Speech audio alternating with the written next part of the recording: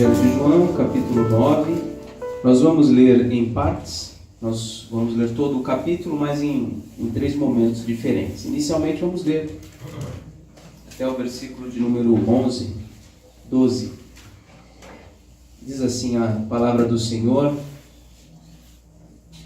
caminhando Jesus, viu um homem cego de nascença, e os seus discípulos perguntaram: Mestre, quem pecou, este ou seus pais, para que nascesse cego?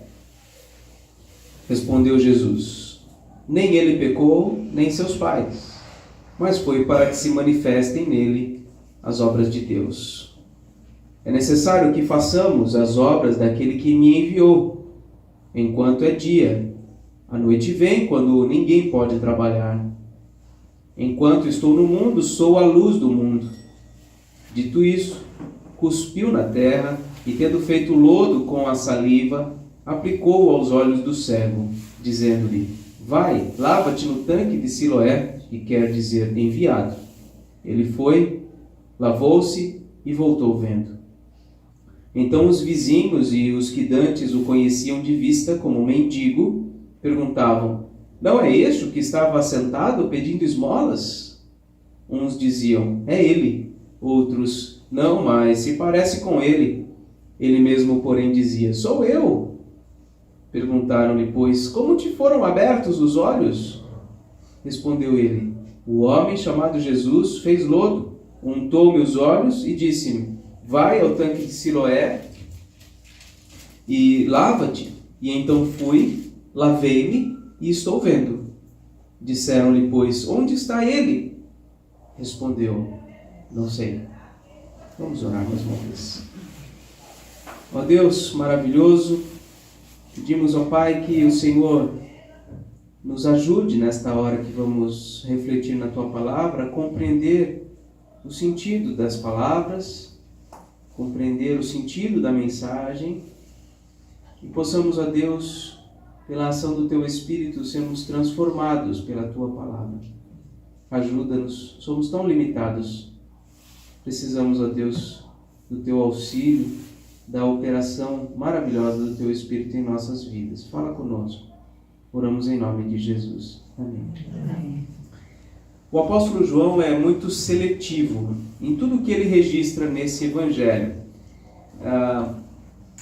Talvez você se lembre que no capítulo 20, lá no finalzinho desse livro, nos versículos 30 e 31, nós vemos quase que uma conclusão, João dizendo o seguinte: na verdade, fez Jesus diante dos discípulos muitos outros sinais que não estão escritos neste livro. Estes, porém, foram registrados para que creiais que Jesus é o Cristo, o Filho de Deus, e para que, crendo, tenhais vida em seu nome.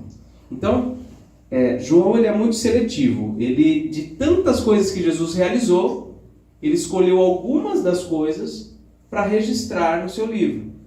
E qual o propósito dessa escolha, dessa seleção de fatos que ele escolheu para registrar? O propósito dele é que as pessoas, ao lerem essas histórias, pudessem crer que Jesus não era um homem qualquer, mas era o Cristo, o Filho de Deus, e para que, crendo nele, tenham vida por meio dele. Então, ele tem um propósito muito claro em todas as histórias que ele escolhe contar. E aqui nós vemos mais um sinal claro de que Jesus é o Cristo, o Filho de Deus. No capítulo anterior, no capítulo 8, nós vimos Jesus no último dia da festa, a festa dos tabernáculos ou a festa das cabanas. E uma das coisas que Jesus disse nesse último dia da festa, está lá no capítulo 8, versículo 12, ele disse assim: de novo lhes falava Jesus dizendo: eu sou a luz do mundo. Quem me segue não andará nas trevas, pelo contrário, terá a luz da vida. Então, nesse último dia da festa dos tabernáculos, que tinha a água como um elemento muito importante, tinha as luzes como um elemento muito importante, nesse último dia da festa, ele não só disse que ele é aqui, se alguém tem sede, venha a mim e beba, ele não só disse isso, como ele disse também, eu sou a luz do mundo, quem me segue não anda em trevas, mas tem a luz da vida. E aí então, exatamente no capítulo seguinte, o capítulo 9, nós vemos que João escolhe um sinal específico para descrever, que é qual? É o sinal maravilhoso de Jesus curando um cego de nascença. Esse que acabou de dizer, eu sou a luz do mundo, é o mesmo que vem agora e cura um cego de nascença. João então descreveu um sinal diretamente conectado com o que Jesus acabara de dizer acerca de si mesmo. E a pergunta que eu faço inicialmente é: como duvidar de alguém que diz ser a luz do mundo e cura um cego de nascença? Como duvidar? Então João ele é cirúrgico, como é uma expressão hoje que a gente usa, né? Na escolha daquilo que ele quer descrever. Não tem como duvidar de que aquele que está dizendo eu sou a luz do mundo, ele é de fato a luz do mundo, uma vez que ele tem poder para curar um cego de nascença. Então nós vamos ver aqui 3 partes. A primeira, o tema dessa mensagem é a luz do mundo para cegos de nascença. E aí nós vemos na primeira parte Jesus abrindo os olhos de um cego de nascença. E nós vemos aqui no início que na mente dos judeus e das pessoas religiosas em geral, pecado e sofrimento estão sempre absolutamente conectados, né? A pergunta que eles fazem no versículo 2, os discípulos fazem a Jesus: Mestre, quem pecou, este ou seus pais, para que nascesse cego? Aquela coisa de maldição hereditária, tudo isso aí sempre está na cabeça das pessoas. E de fato existe alguma ligação entre o pecado e o sofrimento, mas a gente não pode generalizar, pelo menos é o que a gente vê que Jesus responde. Ele diz: nem ele pecou, nem seus pais. Ele está assim, nesta condição, para que nele se manifestem as obras de Deus. Então a cegueira daquele homem tinha uma finalidade específica: manifestar as obras de Deus. Deus havia preparado aquele homem com aquela deficiência exatamente para um propósito específico. E aqui já está uma primeira lição, né, que a gente pode avaliar. Nem todo sofrimento é causado por demônios ou é causado por pecado. Muita coisa ou são consequências dos nossos pecados, da nossa vida em geral, ou foram colocadas pelo Senhor para algum propósito específico. Podemos lembrar aqui até mesmo de quando Paulo pede por 3 vezes a Deus para tirar o seu espinho da carne e ele não é atendido. Por que ele não é atendido? Deus fala para ele: olha, o meu poder se aperfeiçoa na tua fraqueza. Então, a minha graça te basta. Continue com o seu sofrimento e isso vai ser melhor para você, em outras palavras. Então, o sofrimento daquele homem ao longo de tanto tempo tinha um propósito de, naquele momento específico, Jesus curá-lo e ficar inegável o fato de que Jesus é o enviado de Deus.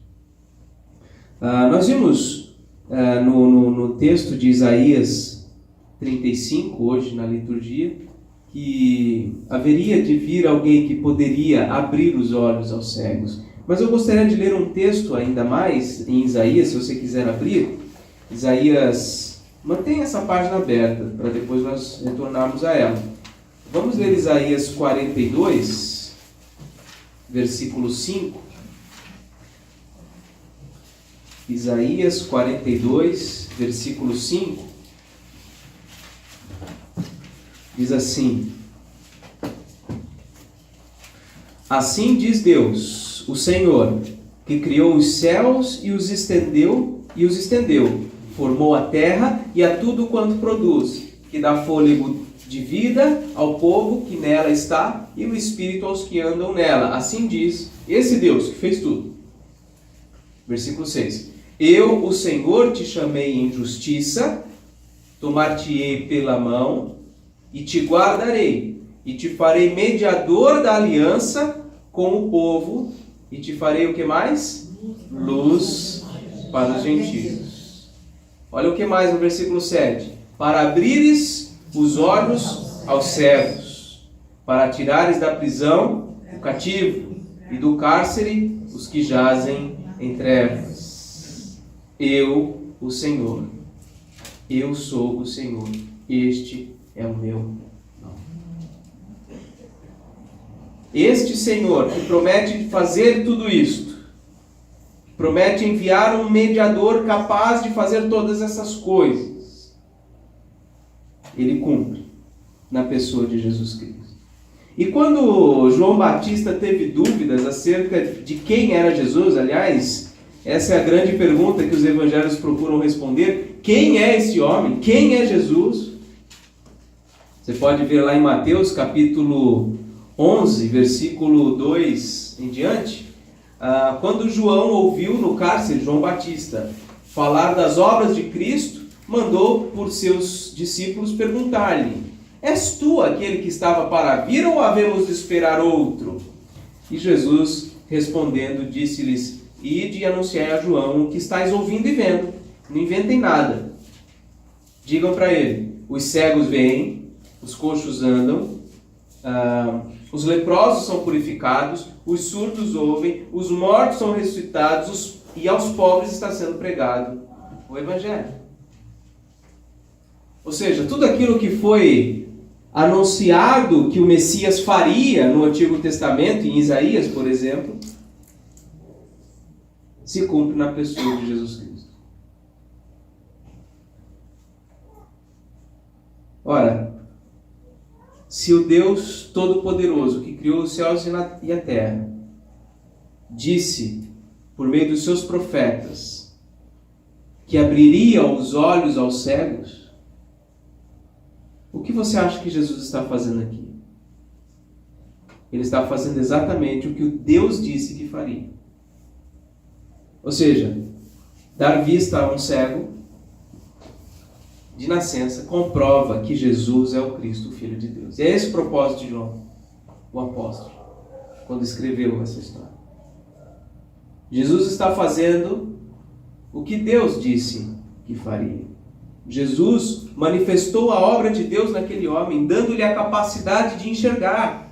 Voltando lá, João 9, versículo 7, Jesus disse para ele: faz lodo, com a terra e o sua própria saliva, aplica nos olhos daquele homem e fala: vai no tanque de Siloé, se lava.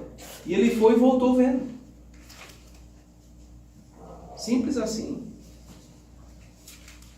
O enviado de Deus, Jesus, ele fez e ele faz as obras de Deus. E dar vista a um cego é obra de Deus. Essa é uma obra de Deus, realizada por meio do seu enviado. A gente percebe aqui no versículo 4, é necessário que façamos as obras daquele que me enviou. Então, essa é uma obra que Deus está realizando por meio do seu enviado. Mas embora isso era algo que ele estava realizando, é interessante a gente observar que os seus discípulos também são chamados a realizar. No versículo 4, é necessário que façamos, está no plural, ele e também os seus discípulos, façamos as obras daquele que me enviou enquanto é dia. A noite vem quando ninguém pode trabalhar. Aqui é uma referência certamente ao momento posterior à sua morte na cruz. Os discípulos ficaram perdidos.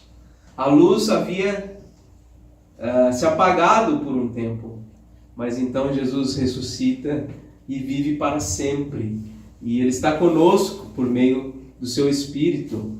Então a luz de Cristo continua a brilhar após a sua glorificação, Mas houve aquele período entre a sua morte e a sua ressurreição em que de fato eles ficaram estagnados, ficaram parados, infrutíferos, mas depois recobraram ânimo quando viram o Senhor ressurreto. E o povo estava dividido em relação a quem era Jesus. Se a gente observar o versículo 8, a gente vê Os vizinhos, os que antes viam aquele homem de vista como um mendigo, perguntavam, esse não é aquele que pedia esmolas? Uns diziam é ele, outros não, mas se parece com ele. E o homem curado fala, não, sou eu mesmo. E perguntavam como te foram abertos os seus olhos. E ele explicava, olha, esse homem, Jesus, ele fez assim e tal, e eu fui curado. Então, as pessoas, alguns acreditavam, outros não acreditavam, ficavam naquela dúvida. A multidão se dividia a respeito de Jesus, de quem era Jesus.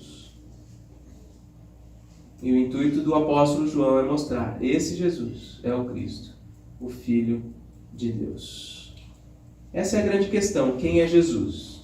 E os fariseus investigam. Do versículo 13 em diante até o versículo 34, nós vemos aqui um interrogatório que eles fazem, tanto com o homem curado como também com os seus pais. Vamos ler agora, a partir do versículo 13. Levaram, pois, aos fariseus o que dantes fora cego. E era sábado o dia em que Jesus fez o lodo e lhe abriu os olhos.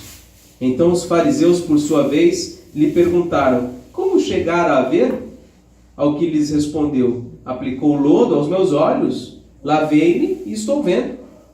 Por isso alguns dos fariseus diziam, este homem não é de Deus, porque não guarda o sábado. Diziam outros, como pode um homem pecador fazer tamanhos sinais? E houve dissensão entre eles. De novo perguntaram ao cego, que dizes tu a respeito dele, visto que te abriu os olhos?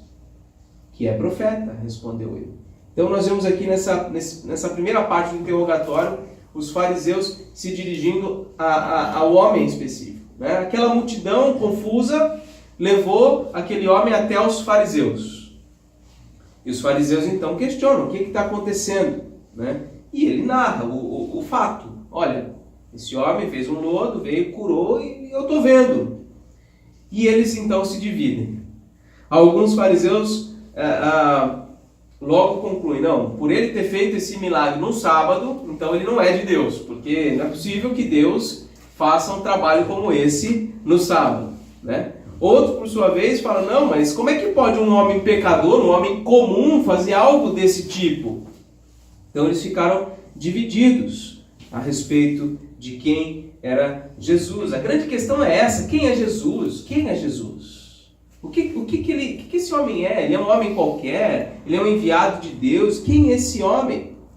E todas as evidências indicavam para o fato de que Jesus veio de Deus para fazer algo como ele estava fazendo.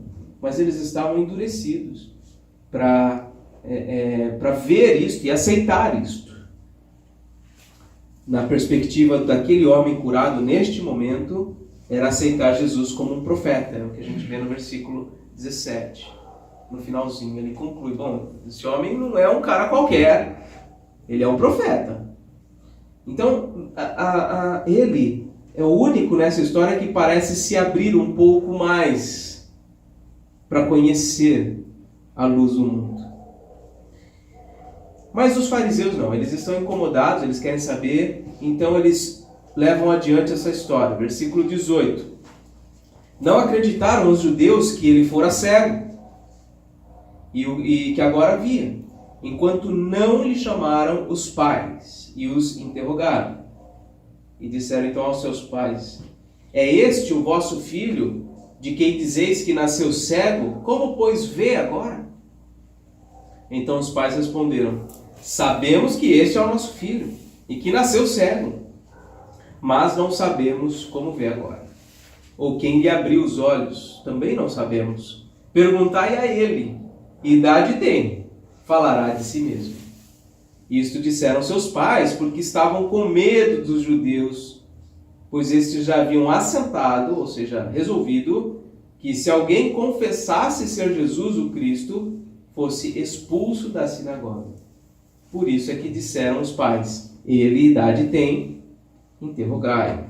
Se que Jesus é o Cristo, eles seriam expulsos da sinagoga. E seria uma grande humilhação para eles naquele momento da vida, certamente idosos, porque o homem curado devia ter seus 40 anos, então seus pais deviam ter pelo menos uns 70 anos, 60, 70 anos. Então já idosos serem expulsos ali da sinagoga, que era o núcleo ali de ajuntamento das pessoas naquele momento, isso seria humilhante para eles. Então eles preferiram não fazer nenhuma afirmação nesse sentido e deixar a questão na mão do filho. Né? Ele tem idade, ele fala para vocês quem ele é. Mas talvez eles, dentro do coração, já estavam percebendo, esse homem não é qualquer homem. Então eles, não satisfeitos com tudo isso, voltam a conversar com o homem curado. Então chamaram pela segunda vez o homem que fora cego e lhe disseram: dá glória a Deus. Não sabemos, ou melhor, nós sabemos que esse homem é pecador. Ele retrucou: se é pecador, não sei. Uma coisa eu sei: eu era cego e agora eu vejo. Perguntaram-lhe, pois: que te fez ele? Como te abriu os olhos? Ele lhes respondeu: já vou-lo disse, e não atendestes. Por que quereis ouvir outra vez? Porventura quereis vós tornar-vos seus discípulos? Então o injuriaram e lhe disseram: discípulo dele és tu, mas nós somos discípulos de Moisés. Sabemos que Deus falou a Moisés, mas este nem sabemos de onde é. Respondeu-lhes o homem: nisto é de estranhar que vós não saibais de onde ele é, e contudo me abriu os olhos. Sabemos que Deus não atende a pecadores, mas pelo contrário, se alguém teme a Deus e pratica a sua vontade, a este atende. Desde que há mundo, jamais se ouviu que alguém tenha aberto os olhos a um cego de nascença. Se este homem não fosse de Deus, nada poderia ter feito. Mas eles retrucaram: tu és nascido todo em pecado e nos ensinas a nós? E o expulsaram. Então mais uma vez o homem chamado. Os fariseus tentam fazê-lo crer que Jesus é um homem pecador, um homem como qualquer outro. Por isso que eles falam no início, né? Dá glória a Deus, nós sabemos que ele é pecador. Se você está curado, é por causa de Deus, não é por causa desse homem não. Ele fala: olha, se ele é pecador eu não sei, uma coisa eu sei. Ele me curou. Ah, mas nós somos discípulos de Moisés. E eles, nós nem sabemos onde ele é. E aí o homem, com algum tom de ironia, fala: vocês são quem são e não sabem? Ele curou os meus olhos e vocês não sabem de onde ele é? O que aquele homem fez, o homem curado, foi dar testemunho diante daquelas autoridades de que Jesus não era um homem comum, de que Jesus era sim enviado de Deus. Ele diz o versículo 31: sabemos que Deus não atende a pecadores, mas pelo contrário, se alguém teme a Deus e pratica a sua vontade, a este atende. Nunca ninguém viu um homem cego de nascença ser curado. Vocês acham normal esse homem? Ele é como qualquer outro. Os fariseus não aceitam o seu testemunho e o expulsam. E aí nós chegamos na terceira e última parte deste capítulo, onde a gente conclui que Jesus faz o que Deus faz. Por isso ele é o que Deus é. Versículo 35. Ouvindo Jesus que o tinham expulsado, encontrando-o, lhe perguntou: crês tu no Filho do Homem? Ele respondeu e disse: quem é, Senhor, para que eu nele creia? E Jesus lhe disse: já o tens visto. Agora você pode ver. Já o tens visto. E é o que fala contigo. Então afirmou ele: creio, Senhor. E o adorou. Prosseguiu Jesus: eu vim a este mundo para juízo, a fim de que os que não veem, vejam, e os que veem se tornem cegos. Alguns dentre os fariseus que estavam perto dele perguntaram-lhe: acaso também nós somos cegos? Respondeu-lhes Jesus: se fosseis cegos, não teríeis praticado ou não teríeis pecado algum. Mas porque agora dizeis, nós vemos, subsiste o vosso pecado. Nós vemos aqui que Jesus se identifica como o Filho do Homem. Quando ele encontra aquele homem que foi curado há pouco tempo, ele pergunta: você crê no Filho do Homem? E aí o homem fala: quem é para que eu creia? E aí Jesus se identifica desta forma: sou eu, o que fala contigo, o Filho do Homem. E esse título, Filho do Homem, ele é bem controverso assim, ele é bem complexo, né, de ser compreendido. Tem vários sentidos que se somam nesse título. A gente estudou isso até, se não me engano, um mês ou dois atrás, na escola bíblica. Mas aqui é sempre importante a gente interpretar uma determinada palavra, uma determinada expressão dentro do contexto do livro em que está localizado. E aqui no Evangelho de João, essa expressão Filho do Homem tem muito a ver com o aspecto de Jesus ser juiz. A expressão Filho do Homem, eu não vou fazer um estudo detalhado aqui, mas foi primeiramente falado uma designação ao profeta Ezequiel, foi também uma figura vista nas visões de Daniel, né? E Jesus se identifica com este nome. E aqui no Evangelho de João nós vemos essa conotação, esse sentido ligado à função de juiz. Se você quiser, só para esclarecer, voltar no capítulo 5, versículo 27, João 5, versículo 27, você pode observar aqui, olha, ele deu autoridade para julgar, por quê? Porque é o Filho do Homem. Então, o ser Filho do Homem tem um sentido de ter autoridade e condições, capacidade para julgar. E é exatamente, voltando aqui a João 9, né? É exatamente isso que Jesus vai dizer na sequência. O homem diz no versículo 38 que ele crê, ele confia, ele sabe, agora ele sabe quem é o Filho do Homem. E aí Jesus diz no versículo 39, eu vim a este mundo para o quê? Para juízo. Eu vim para juízo. A fim de que os que não veem, vejam. E os que veem se tornem cegos. Não é isso que ele coloca aqui? Ele faz um trocadilho de palavras aqui.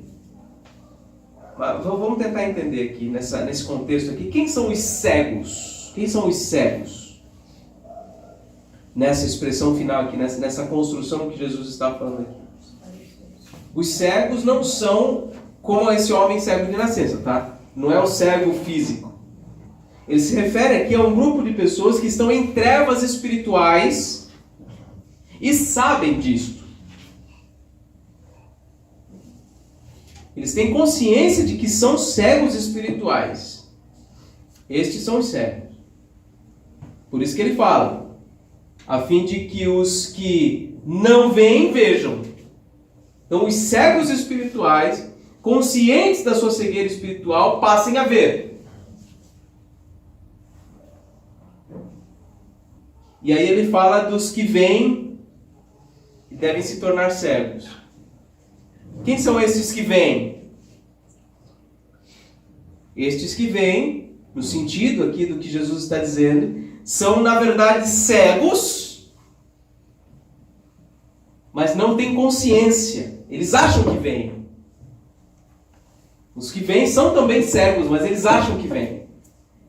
E aqui é uma cegueira ainda mais profunda, ainda pior. Tem um ditado que a gente fala, né? O pior cego é aquele que não quer ver. Porque o cego que tem consciência da sua cegueira, ele está clamando por luz. Agora, o cego que não está consciente da sua cegueira, ele despreza a luz, ele rejeita a luz. Em outras palavras, o que a gente percebe aqui é que, nas palavras de um comentarista, um franco reconhecimento de cegueira espiritual é característica indispensável na pessoa que recebe a visão espiritual. Vou repetir essa frase. Um franco reconhecimento da cegueira espiritual é característica indispensável na pessoa que recebe a visão espiritual. Jesus está atacando aqui, indiretamente, os fariseus, que eram cegos, mas achavam-se capazes de ver. Todos são cegos, uns conscientes, como esse homem. Eu era cego, agora vejo. Esse foi o testemunho dele. Uma cegueira consciente. E há aqueles que até enxergam fisicamente, mas espiritualmente estão em trevas. E não se veem nessa condição. E aí você pode pensar, não, mas eu estou na igreja, então eu não faço parte desse grupo.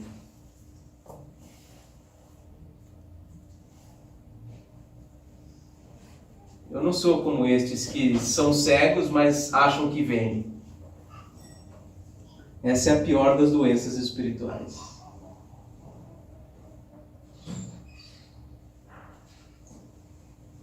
Por isso, muitas vezes, é muito mais fácil, entre aspas, humanamente falando, né? Muito mais fácil evangelizar alguém que está na sarjeta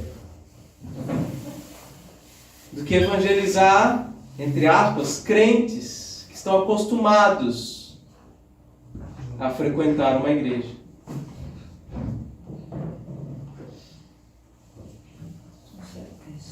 Eu quero encerrar, então, fazendo algumas aplicações bem simples, baseado nisso que nós já acabamos de falar. Primeiro, cegos conscientes aqui presentes,